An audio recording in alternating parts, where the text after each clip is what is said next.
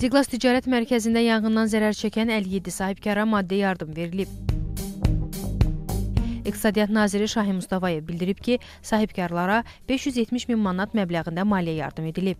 Bugün 90 sahibkar tərəfindən də müvafiq ərizə daxil olmuşdur.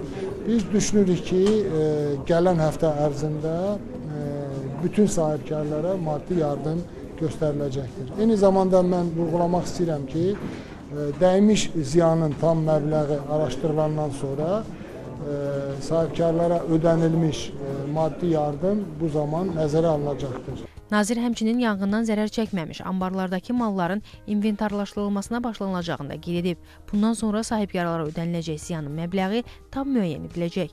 Şahin Mustafayev Ticarət Mərkəzinin binasının aqibəti məsələsinə toxunub. Fövqəladə Hallar Nazirliyi elan etdi ki, bu ticarət mərkəzinin binası bərpa oluna bilməz. O deməkdir ki, bu bina söküləcəkdir. Yeni binanın tikilib-tikilməməsi binanın sahiblərinin işidir. Bu haqda onlar qərarı qəbul etməlidirlər. Bütün hallarda bu binanın sökülməsi və tikilməsi artıq kifayət qədər böyük vaxt aparacaqdır. Ona görə də mən sahibkarlara məsləhət görürəm ki, təklif olunan ticarət mərkəzlərində fəaliyyətlərini bərpa etsinlər.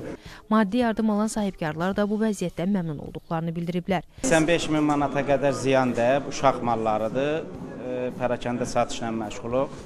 Biz bu xeyirxah əmələ görə cənab prezidentimizə, vitse-prezidentimiz Mehriban xanıma dərin təşəkkürümüzü bildiririk ki, biz sahibkarlara bu cür qayğı diqqət göstərdilər. Öz təşəkkürümüzü bildiririk ki, bizi nəzərə aldı. Allah hamısından razı olsun. Nə qədər sizə zəyan dəymiş, nə satırdınız? Bizdə idman çantaları idi, məktəb çantaları idi, müxtəlif növ mallar var idi.